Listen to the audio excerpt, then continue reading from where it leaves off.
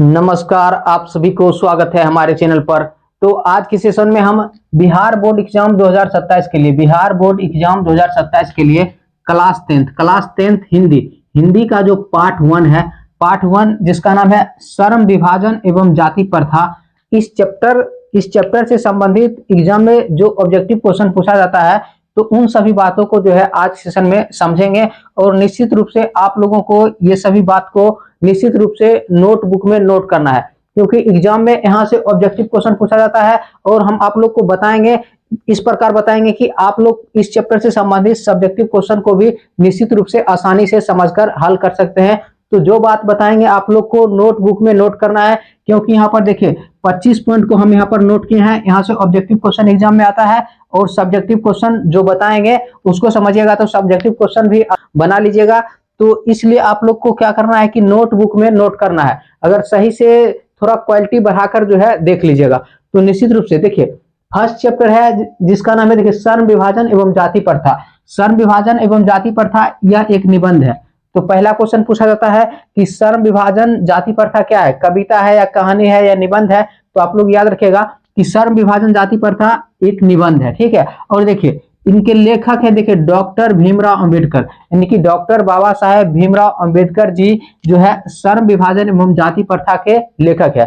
तो पहला बात, दो बात यहाँ से याद रखिएगा कि श्रम विभाजन जाति प्रथा एक निबंध है और इनके लेखक है डॉक्टर भीमराव अंबेडकर जी, ठीक है। उसके बाद देखिए इन्हें भारतीय संविधान का जनक कहते हैं, यानी कि डॉक्टर बाबा साहेब भीमराव अंबेडकर को भारतीय संविधान का जनक कहते हैं। देखिए भारतीय संविधान कि भारत का जो संविधान है वो दुनिया का सबसे बड़ा संविधान है, दुनिया का सबसे बड़ा लिखित संविधान है, और उस दुनिया का सबसे बड़ा संविधान का जनक कहते हैं भारत जो है डॉक्टर भीमराव अंबेडकर साहब को भारतीय संविधान, यानी कि दुनिया के सबसे बड़े लिखित संविधान का जनक कहते हैं, ठीक है। याद रखिएगा इन्हें भारतीय संविधान का जनक कहते हैं। देखिए सभी पॉइंट इंपोर्टेंट है, ऑब्जेक्टिव क्वेश्चन एग्जाम में पूछा जाता है, तो निश्चित रूप से आप लोग को नोट करना है। देखिए इन्हें मानव मुक्ति का पुरोधा आधुनिक मनु भी कहते हैं।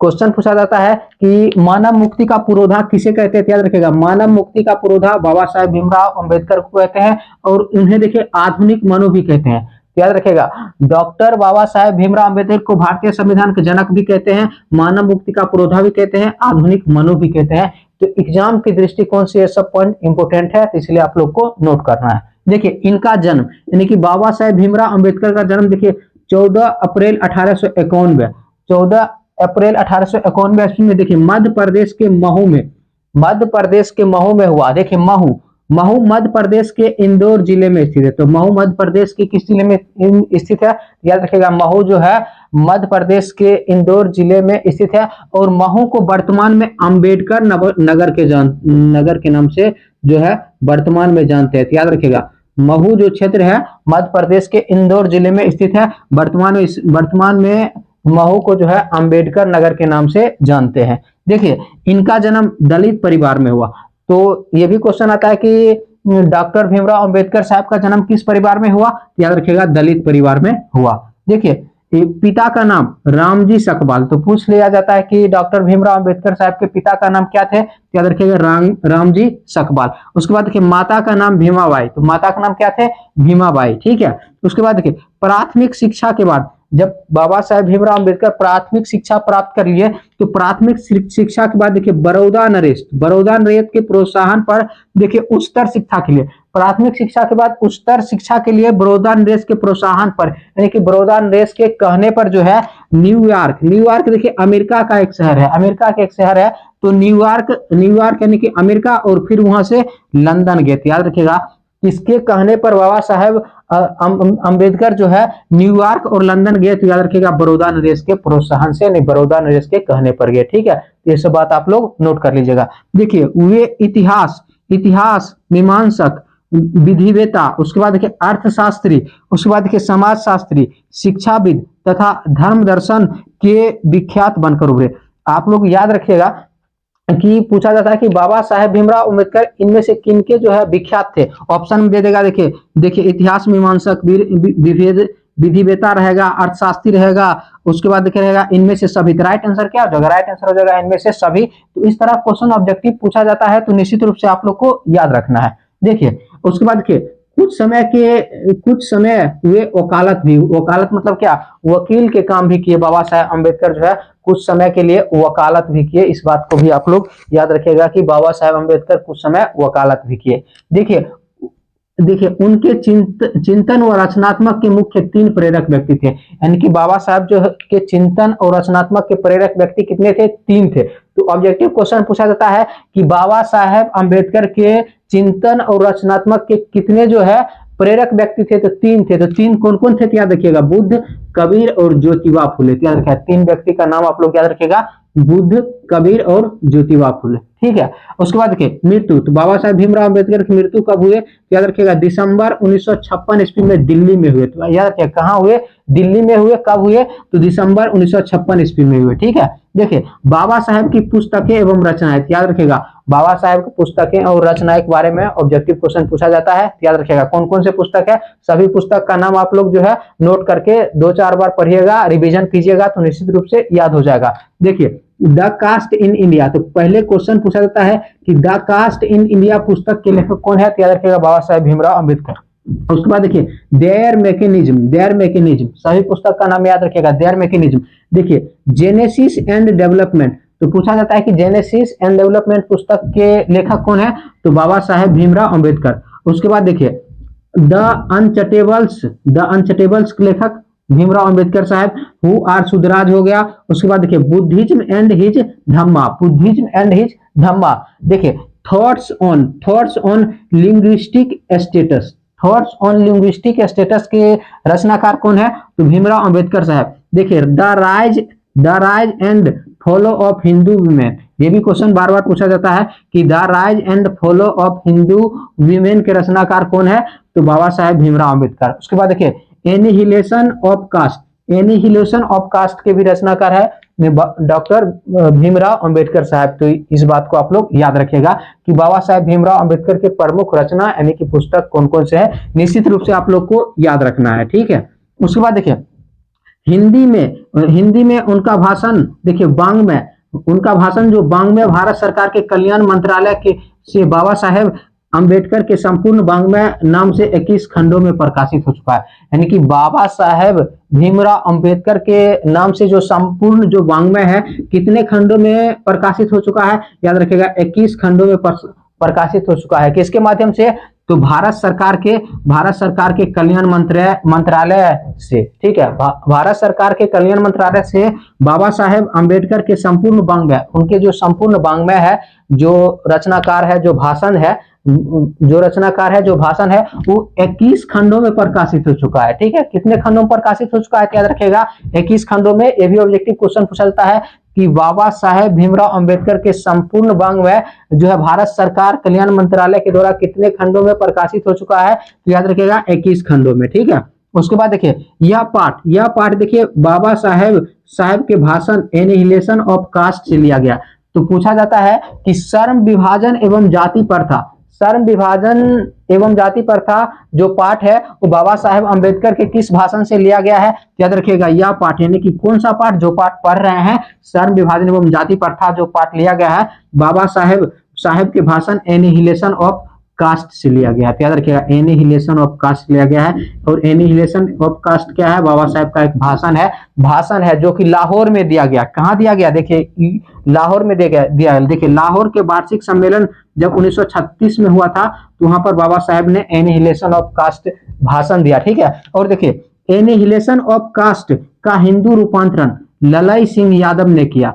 याद रखिएगा पूछा जाता है ऑब्जेक्टिव क्वेश्चन कि एनिहिलेशन ऑफ कास्ट का हिंदी रूपांतरण किसने किया, याद रखिएगा ललाई सिंह यादव ने किया। ठीक है, और कौन से भाषण का जो है हिंदी रूपांतरण किया, तो एनिहिलेशन ऑफ कास्ट का। ठीक है, और एनिहिलेशन कास्ट से ही जो है क्या है, यह पाठ लिया गया है। ठीक है, कौन सा पाठ, श्रम विभाजन एवं जाति प्रथा। देखिए लाहौर का वार्षिक सम्मेलन हुआ था 1936 में, जिसने बाबा साहेब अंबेडकर ने एनिहिलेशन ऑफ कास्ट भाषण दिया। ठीक है, भाषण दिया और उस भाषण को हिंदी रूपांतरण ललन सिंह यादव जी ने किया। ठीक है, उसके बाद देखिए लेखक बेरोजगारी का प्रमुख कारण जाति प्रथा को मानते हैं। तो आप लोग याद रखिएगा लेखक मतलब क्या, डॉक्टर भीमराव अंबेडकर साहब बेरोजगारी का प्रमुख कारण किसको मानते हैं, याद रखिएगा जाति प्रथा को मानते हैं। ठीक है, याद रखिएगा लेखक यानी कि डॉक्टर बाबा साहेब भीमराव अंबेडकर जो है क्या बेरोजगारी का प्रमुख कारण, तो बेरोजगारी का प्रमुख कारण किसको मानते हैं? जाति प्रथा को मानते हैं। देखिए डॉक्टर भीमराव अंबेडकर की पत्रिका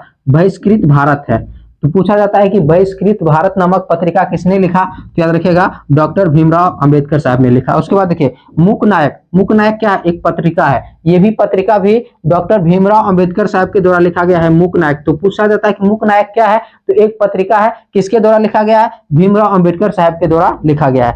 उसके बाद देखिए जाति प्रथा एक अस्वाभाविक विभाजन है। देखिए मतलब जाति प्रथा, जाति के अनुसार लोगों को बांट देते हैं, तो जाति के अनुसार लोगों को बांटना क्या है? स्वाभाविक है? तो नहीं है, अस्वाभाविक विभाजन है, क्योंकि जाति के अनुसार लोगों को बांट देते हैं और उसके अनुसार उसका काम निर्धारण कर दिया जाता है, जिससे क्या व्यवस्था पूर्वक उसको वो काम करना पड़ता है जो स्वाभाविक नहीं है, अस्वाभाविक है।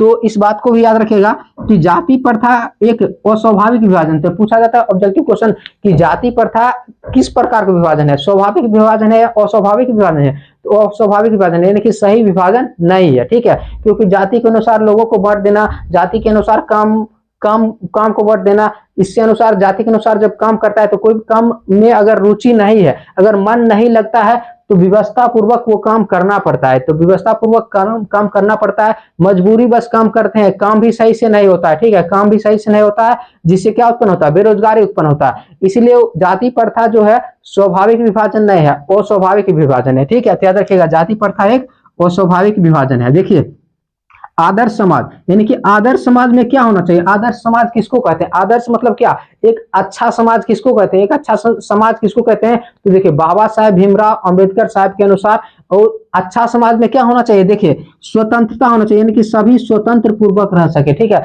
सभी को समान आधार समानता, यानी कि सभी को स्वतंत्र पूर्वक रहे, सभी को समान अधिकार मिले, किसी के साथ किसी भी प्रकार का भेदभाव नहीं होना चाहिए, तो ये होता है स्वतंत्र समाज। और देखिए भातृत्व मतलब क्या? भाईचारा होना चाहिए, चाहे एक समाज में कितने भी जाति के लोग रहते हैं उससे कोई फर्क नहीं पड़ता है, सभी में आपस में क्या होना चाहिए? भाईचारा होना चाहिए। भाईचारा किस प्रकार का होना चाहिए? तो बाबा साहेब भीमराव अंबेडकर ने कहा कि दूध और पानी के मिश्रण की तरह क्या होना चाहिए? कि भाईचारा होना चाहिए। प्रत्येक जाति के बीच जो है दूध और पानी की तरह जो है क्या होना चाहिए? जो है भाईचारा होना चाहिए। तो इस प्रकार के अगर भाईचारा होता है तो उसे सच्चे लोकतंत्र कहते हैं। तो पूछा जाता है कि सच्चे लोकतंत्र में क्या होना चाहिए? तो भाईचारा होना चाहिए, क्योंकि भाईचारा से जब समाज में रहेंगे क्या होगा? कि समाज का विकास होता है। याद रखिएगा सच्चे लोकतंत्र में क्या होना चाहिए? भाईचारा होना चाहिए, ठीक है। और किस प्रकार का भाईचारा होना चाहिए? दूध और पानी की तरह भाईचारा होना चाहिए, कि आपस में मिलजुल कर रहे, ठीक है, किसी को कोई परेशानी नहीं होना चाहिए, एक दूसरे को सहयोग करना चाहिए। तो ठीक है, याद रखिएगा आदर्श समाज में क्या होना चाहिए? स्वतंत्रता होना चाहिए, यानी कि सभी स्वतंत्र पूर्वक रहे, सभी को समान अधिकार, और भातृत्व यानी कि भाईचारा होना चाहिए। तो इस बात को सबको नोट कर लीजिएगा। और यहाँ से एक दो ऑब्जेक्टिव क्वेश्चन यहाँ से पूछा जाता है कि संचार का अर्थ क्या होता है? तो याद रखिएगा संचार का अर्थ होता है प्रवाहित। तो मतलब क्या? भाईचारा समाज में प्रवाहित होना चाहिए। भाईचारा क्या होना चाहिए? पूरे समाज में एकता होना चाहिए। तो भाईचारा का समाज में क्या होना चाहिए? प्रवाहित होना चाहिए। लेकिन क्या करता है कि जाति प्रथा लोगों को अलग अलग भागों में बांट देते हैं, अलग अलग वर्गों में बांट देते हैं, जिससे क्या होता है? ऊंच नीच का भेदभाव होता है। जब ऊंच नीच का भेदभाव होता है तो जाति के नाम पर उसका क्या किया जाता है? उपहास किया जाता है। तो उपहास मतलब देखिए विडंबना का मतलब होता है उपहास। याद रखिएगा विडंबना का मतलब क्या होता है? उपहास होता है। तो ये दोनों बात याद रखिएगा। संचार मतलब होता है प्रवाहित, भाईचारा प्रवाहित होना चाहिए, और विडंबना मतलब होता है उपहास। तो विडंबना कब किया जाता है? जब लोगों को ऊंच नीच के आधार पर लोगों के साथ भेदभाव किया जाता है, ठीक है, तो उसका उपहास किया जाता है, जो कि एक क्या है कि गलत है। लेकिन जो है आदर्श समाज का निर्माण करना चाहिए, जिसमें लोगों को भाईचारा बनाकर रहना चाहिए, और इसी को क्या कहते हैं? सच्चे लोकतंत्र कहते हैं। तो इन सभी 25 बात को निश्चित रूप से आप लोग नोट कर लीजिएगा। इस चैप्टर में यही सब बताया गया है कि मतलब जो है आपस में भाईचारा बनाकर रहना चाहिए। जाति प्रथा यानी कि जाति प्रथा क्या कर देता है? लोगों को बांट देता है। तो आज के सेशन को इतना ही तक रखेंगे। वीडियो पसंद है तो वीडियो को लाइक कीजिए, शेयर कीजिए, और चैनल पर पहली बार है तो चैनल को जरूर सब्सक्राइब कीजिएगा, क्योंकि पूरे हिंदी को हम आप लोग हिंदी हो गया, हिंदी व्याकरण हो गया, इस तरह से तैयारी कराएंगे कि एग्जाम में आप लोग का जो है 90 प्लस स्कोर कर सकते हैं, ठीक है, 90 प्लस स्कोर कर सकते हैं। पूरे हिंदी। इसके बाद इस चैप्टर का देखिए 40 ऑब्जेक्टिव क्वेश्चन लाएंगे, 40 ऑब्जेक्टिव क्वेश्चन अगला दिन लाएंगे। उसके बाद इस चैप्टर का सब्जेक्टिव क्वेश्चन लाएंगे। निश्चित रूप से अगर आप लोग इतना बात को याद रखते हैं तो 40 क्वेश्चन आसानी से बना लीजिएगा ऑब्जेक्टिव क्वेश्चन। उसके बाद इस चैप्टर का सब्जेक्टिव क्वेश्चन, यानी कि 3-4 पार्ट में क्या करेंगे, प्रत्येक चैप्टर को क्या करेंगे, खत्म करेंगे। तो इसीलिए आप लोग को बेहतर तरीका से तैयारी कराया जाएगा। तो वीडियो को लाइक कीजिए, शेयर कीजिए और चैनल को सब्सक्राइब जरूर कीजिएगा। मिलते हैं नेक्स्ट वीडियो में अगले टॉपिक के साथ। धन्यवाद।